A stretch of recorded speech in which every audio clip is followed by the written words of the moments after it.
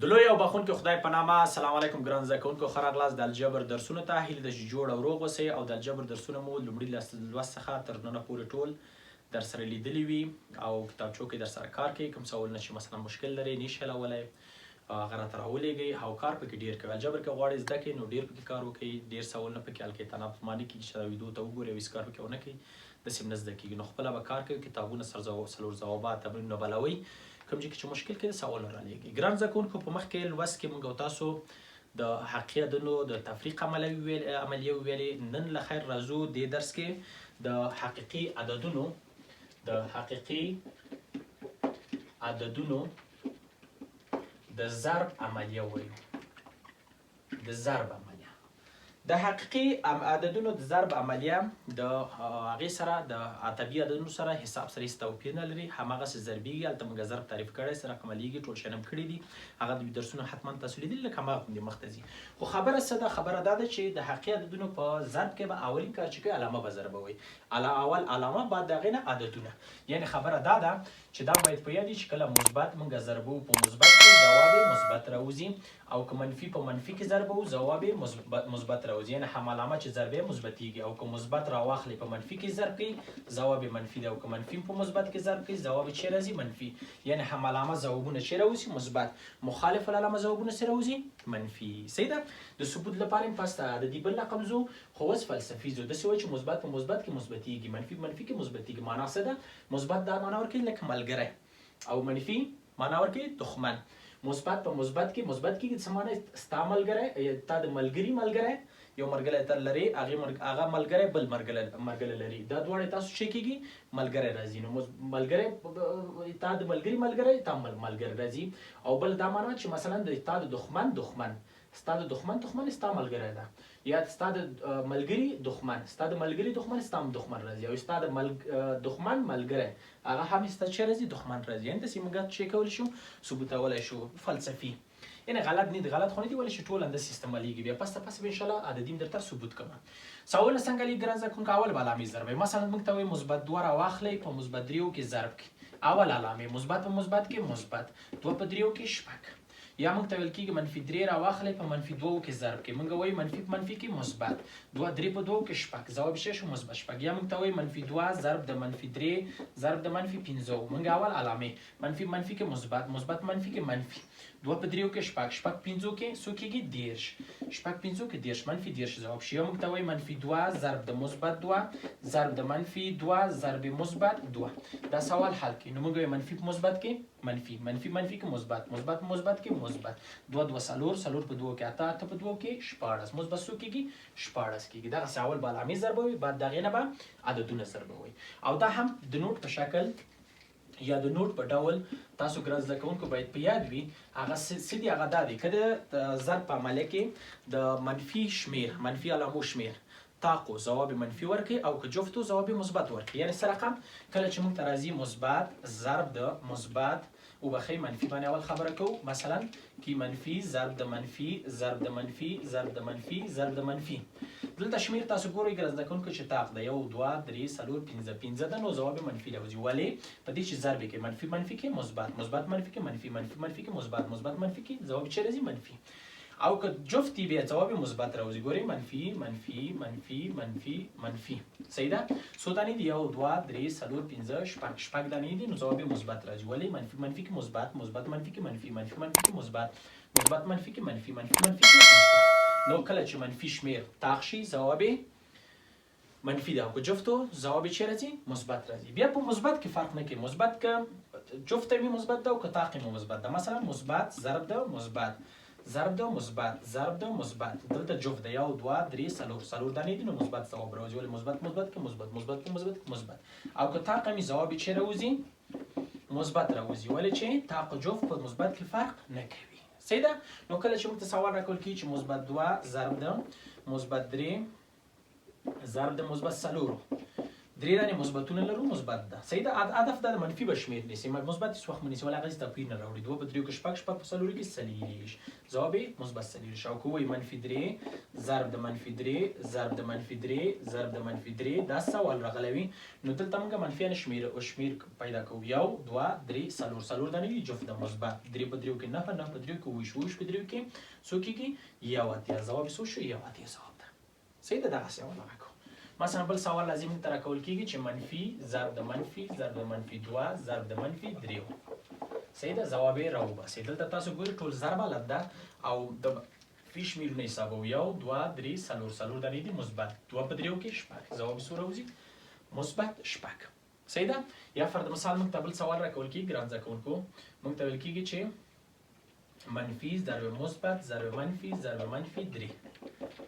ضرب د بل عدد د مثلا منفي مثبت منفي منفي څلور صحیح شو دا سوالونه اول به د منفیانو شمېر معلوموي یو څو دانې دي 1 2 3 څلور 5 شپږ دانې دي نو شپږ دانې مثبت راځي 3 په څلورو کې 12 ځواب یې راسره څو لیکو مثبت 12 دغسې یعنې اول د منفیانو شمېر پیدا کوو په دغې نه عددونه دواړه چې کې ضربي کوو مستقیم یې راسره علامې ضرب کوو بیا هم خبره هماغه د سوال یو رقم حلیږي صحیح ده ګران زده کوونکو همداسې ګران زده کوونکو مثلا یو کسري عدد راکول کېږي منفي 2 پر 3 ضرب شي د منفي 3 پر څلورو سره ضرب شي منفي 5 پر مثلا منفي 5 پر 3 سره سوال موږ ته ورکوي چې زوال حل کړه سوال حل کړي نو اول علامې 3 دانې دي ځواب یې منفي راوځي نو دلته اختصار هم کېږي 3 د 3 سره خلاص شو یو کېږي خلاص یو په 2 کې 2 2 څلور نو نه ساده کېږي یو په 5 کې 5 کېږي او 2 په 3 کې شپږ منفي 5 په شپږ شي ګران زده کوونکو راځو ګران زده کوونکو بل سوال کارو مثلا سوال راکول کېږي داسې موږ ته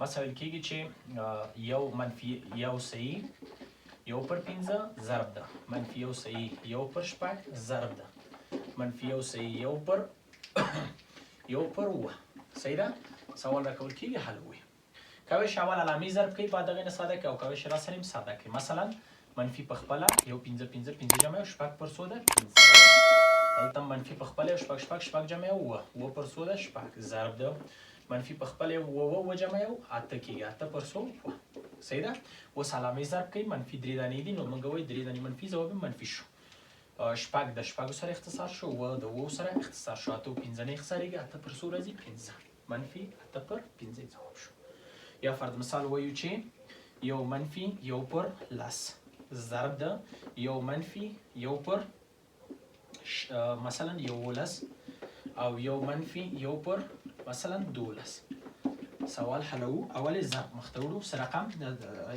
کسر ساده کوو یو لس نه یو لاړ شي نه پر لس ضرب یو لس نه یو لاړ شي لس پر څو کېږي 11 ضرب ده یو 12 نه یو لاړ شي 11 پر 12 اوس ګورئ دلته لس د لسو سره اختصار 11 د 11 سره اختصار 9 او 12 اختصارېږي 3 په 3 کې 9 څلور په 3 کې 12 3 پر څو شو 3 پر څلور ځواب ده صحیح ده یا وایو چې یو پر شپږ منفي یو ضرب ده یو پر اووه منفي یو ضرب ده یو پر اته منفي یو ضرب دا حلو ګران زده کوونکو وایو یو شپږونه چې یو لاړ دلته یو شپږ منفي شپږ کېږي منفي شپږونه چې یو لاړ څو کېږي منفي 15 پر شپږ ضرب شي ده یو اووه منفي اووه کېږي منفي اووه نه چې یو لاړ شي منفي شپږ پر اووه ضرب ده یو اته منفي اتو نه چې یو لاړ شي منفي اووه پر څو کېږي اته اوس درې دانې منفیان دي یو منفي تین هغه ولیکو صحیح ده او دلته شپږ د شپږو سره اووه د اووه سره خلاصېږي 15 پر څو کېږي 15 پر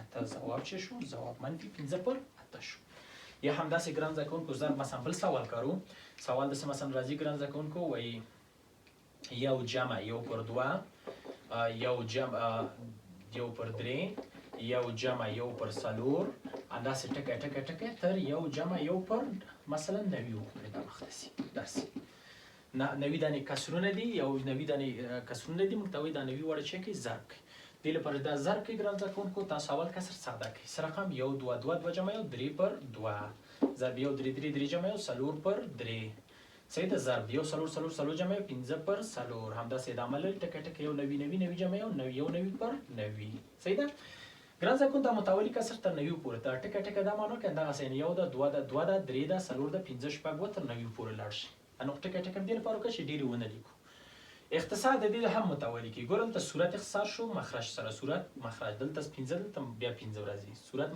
مخرج اخر کې مخرج لمنځه یعنی اول کې صورت لمنځه لاړ اخر کې چیرې مخرج ګوره صورت مخرج اخر یو نوي پر دوی چی راځي جواب راځي دغسې صحیح ده یا فرض مثال موږ ته بل سوال ګرځ د کوم کول کېږي داسې موږ ته وایي چې یو منفي یو پر دوه یو منفي یو پر درې یو منفي یو پر څلور داسې ټکه یو منفي یو پر سل صحیح ده دا راته حل کوي نو دلته هم هماغسې غیر واجب به یې کوي یو په دوو کې دوه نه چې یو لاړ شي څو پاتې کېږي یو پر دوه ضرب یو درې نه چې یو لاړ شي څو پاتې کېږي دوه پر درې یو څلور نه یو لاړ شي درې پر څلور ټکه یو سل جمع یو سل نه یو لاړ شي نهه نوي پر سل ګوره اوس مخرج صورت آخر مخرج صورت دغسې ځي دلته یو پاتې شو یو پر سل دغه سوال موږ چک کوو بل سوال مثلا ګرانزه کوونکو داسې درکول کېږي چې منفي یو جمع مثلا سل بیا منفي دوه جمع سل صحیح ده همداسې منفي درې جمع سل همداسې ټکه منفي زر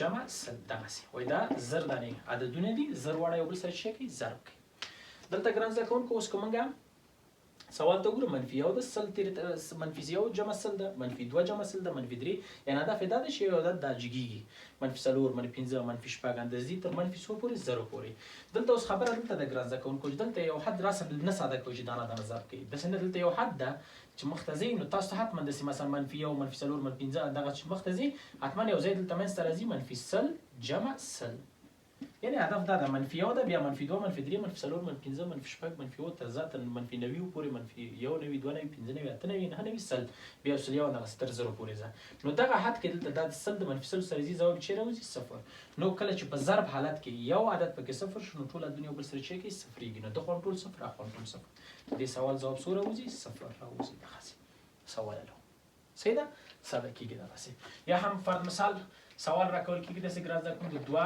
منفي یا داسې وایي چې پنځه منفي پنځه څلوېښت پر دوه صحیح ده بیا هلته وایي پنځه منفي پنځه څلوېښت پر درې بیا هلته وایي چې پنځه منفي پنځه څلوېښت پر څو ده څلور ده همداسې ټکه ځه پسې څو دانې زر دانې ضرب کړه 200 دانې دې ضرب کړه نو تاسو دلته بیا هم چې وګورئ ګران زده کوونکو دا چې کله داسې مخ ته ځئ نو دلته یو حد دغلته څلور دی بیا پنځه شپږ اووه اته راځي یو حد داسې راځي چې پنځه منفي پنځه څلوېښت پر څو ده نه هم راځي بیا لس پسې راځي خو دغه چې ساده کې یو پنځه څلوېښت منفي څو کېږي پنځه څلوېښت ځواب یې څو راځي صفر راځي یا دا په دې تقسیم کې څو کې پنځه منفي پنځه صفر نو یو حد چې پکې صفر شو نو ټول حدونه یو بل سره ځان سره چی کوي صفرېږي ځواب یې چی راځي صفر راځي حشري عددونه هم ګران زده کوونکو درکوی شي مثلا درته مثبت 2.12 ضرب شي د مثلا منفي 2.12 سره یا پر مثال چې وایو منفي 1.32 سره داسې حشري عددونه ضرب هماغسې عادي کسرو غوندې ضربېږي حشري کسرو غوندې مثلا 2.12 لیکو بیا 1.32 لیکو ساده یې ضربوو صحیح ده ساده یې ضرب 2 په 2 کې څلور 2 په 1 کې 2 2 په 2 کې څلور اوس 3 راځي 3 په 2 کې شپږ 3 په 1 کې 3 3 په 2 کې شپږ اوس یو راځي 1 په 2 کې 2 1 په 1 کې 1 په 2 کې 2 ټول جمع کوي دا راځي څلور 2 جمع شپږ کېږي 8 څلور جمع 3 اووه جمع 2 9 شپږ او یو اووه او دا څو ده 2 اوس څو دانې اعشاري لرو ارقام 1 2 3 څلور خانې د خوا راځي 1 2 3 څلور دلته اعشاري ورکوو علامه یې چی راځي مثبت په منفي کې منفي ځواب یې چی ده منفي راځي دغسې سوال ګران زده کوونکو اوس ګران زده کوونکو راځو د ضرب عملي خواص ته د ضرب د عملي خواص دې باندې به ځان پوه کړو حقیقي عددونه ضرب چې د ګران زده کوونکو بعضې خواص لري چې خواصونه باید پر یاد وي لومړی خواص یې ګران زده کوونکو څه ده د تړلي سیټ خاصیت ده د تړلي سیټ خاصیت تړلي سیټ خاصیت دا معنا ګران زده کوونکو کله چې دوه حقیقي عددونه ضربېږي ځواب یې حقیقي راوځي یعنې د حقیقي عددونو ضرب څه رقم عدد د بیرته راځي حقیقي عدد راوځي مثلا موږ منفي 2 عدد راخلو د منفي 3 سره ضربوو منفي کې مثبت 2 په 3 کې شپږ منفي 2 حقیقي عدد ده منفي 3 حقیقي عدد ده او ځواب یې چی راځي حقیقي عدد ده صحیح ده یعنې کله چې دوه حقیقي عددونه ضربېږي ځواب یې چی راځي حقیقي عدد ده دا هم باید په یاد وي دویم خاصیت یې ګران زده کوونکو تبدیلي خاصیت ده تبدیلي خاصیت تبدیلی خاصیت دا معنا ورکوي چې په ضرب عملیه کې کله چې د عواملو ځایونه بدل کړو، که د ضرب په عملیه کې د عواملو ځایونه بدل کړي د ضرب په حاصل کوم تغییر نه راځي، یعنی تبدیلی خاصیت په ضرب د حقیقتونو کې شته. یعنی که A ضرب د B شي دا مساوي ده B ضرب د څه شي ضرب د A سره. یعنی کله چې موږ -2 ضرب -4 کوو ځواب مثبت 8 راوځي، او که -4 هم ضرب -2 کوو بیا هم ځواب څو راوځي مثبت 8. نو تبدیلی خاصیت لري. صحیح ده. دریم خاصیت چې دا ګران زده کوونکو اتحادي خاصیت ده. اتحادي خاصیت څه معنا ورکوي ګران زده کوونکو؟ کله چې د ضرب عوامل د دوو څخه ډیر وي، 3 دانې 4 دانې 5 دانې وي، نو کوم سر نه کوم خوا نه چې تاسو ضرب شروع کوئ مشکل نشته، منځ نه شروع کوئ، اول 2 دانې ضربوئ اخر 2 دانې ضربوئ، کوم امانت پکې نشته. یعنی که موږ ولرو A ضرب B ضرب د څه شي C، که تاسو اول A په B کې ضربوئ او بیا ځئ په C کې ضربوئ، ځواب مثلا که راوځي. او که B ضرب C کوئ او بیرته راځي A سره بیا هم هغه ځواب درکوي، او که اول A ضرب C کوئ بیرته راځي B سره ضربوئ بیا هم ځواب همدغه کوي، او که کې به هېڅ توپیر نه راځي. یعنې دې خبرې ته هم باید پام وي. صحیح ده. مثلا سره رقم ګران زده کوونکو موږ وایو چې -2 ضرب د -3 ضرب د -4 چې ضرب کې مثبت منفي کې منفي کې مثبت 2 په 3 کې ګوره مستقیم ضرب 2 په 3 کې شپږ په 4 کې سلیریش. اوس که داسې نه ضرب اول دا دواړه ضرب که منفي کې مثبت 3 په 4 کې 12 مثبت 12 ضرب مثبت سلیریش، او که زی اول دا دواړه ضرب -8 په 3 کې ضرب بیا هم جواب څو راوځي مثبت سلیریش، یعنی هېڅ توپیر پکې نشته. څلورم خاصیت ګران زده کوونکو د عینیت عنصر ده. عینیت عنصر دا معنا ورکوي ګران زده کوونکو چې هغه عنصر چې په عملیه کې داخليږي په ضرب کې او کوم توپیر نه راوړي، عدد تغییر نه کوي. ضرب عملیه د عنصر عینیت لري او هغه څو ده یو ده ګران زده کوونکو، یعنی یو په عملیه کې داخليږي A ضرب یو A راوځي، او که چپ خوا نه راشي یو ضرب A بیا هم ځواب څو راوځي A راوځي.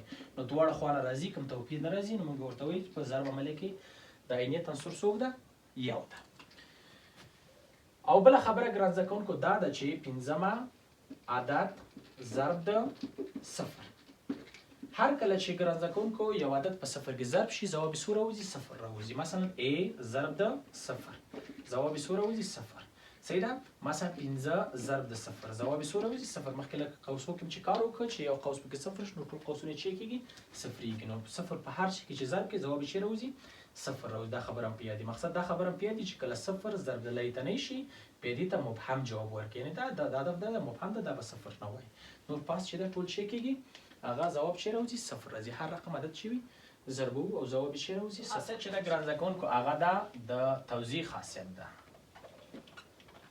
توضیح خاصیت دا معنا ورکوي ګران زده کوونکو که چیرې موږ یو عدد راواخلو په دوه نور عددونه چې جمع او تفریق حالت کې جمع یا تفریق حالت کې دواړه، او تا ته ویل شي چې دغه عدد په دې دوه کې ضرب کړه، نو کله چې غواړې یو عدد په یو قوس کې ضرب کړې دا په دواړو کې ضرب، اول به دې کې ضرب بیا به وړې په C کې به ضرب، یعنی A ضرب د B. که جمع او جمع بولی کې منفي او منفي بولی کې په C کې به ضرب A ضرب د څو ده C. دغه څه به مختصر. صحیح ده. مثلا موږ ته ویل کېږي چې تاسو واخلئ 3 ضرب د 15 منفي 2 سره ضرب کړئ. صحیح ده. نو تاسو که مخ ته مخامخ ځئ 3 په خپله 15 نه 2 لاړ شي 3 کېږي 3 په 3 کې 9. صحیح ده. دا ځواب شو. او که ضربوئ بیا به راخلئ دا به دلته هم ضربوئ دې کې به هم ضربوئ، یعنې لیکه به چې 3 ضرب د 15 منفي 3 ضرب د څو ده 2 3 په 5 کې 15 منفي 3 په 2 شپږ بیا هم هغه د 15 شپږ لاړ شي نهایي ځواب راوځي. دواړه یو شی دي. او که د دې برعکس بیا ځئ دې ته بیا د مشترکګرۍ خاصیت وایي، یعنې اووم خاصیت لیکو د مشترکګرۍ خاصیت. مشترکګرۍ خاصیت دا څه معنا ګران زده کوونکو؟ مثلا موږ ته ویل کېږي چې A ضرب د B جمع یا تفریق A ضرب د C. او تاسو ګورئ چې A په دواړو کې شته، نو دغه A ترې واخلئ. A چې واخلئ نو یو قوس به ورکړي B مثبت منفي C به ولیکئ او دغسې به څه شي ضرب شي. صحیح ده ګران زده کوونکو. دا ګران زده کوونکو د ضرب عملیه که هیله ده چې دا زده کړی وي کوشش وکړئ چې دا درسونه در سره نور ملګرو ته ورسوئ، او کوم کتابونه در سره دي په دې برخه کې هغه در سره کار کوي. کوم سوالونه چې نه پوهېږئ هغه سوالونه راولېږئ. خو دا درس دومره بس ده. ښه وخت ولرئ. په مخه.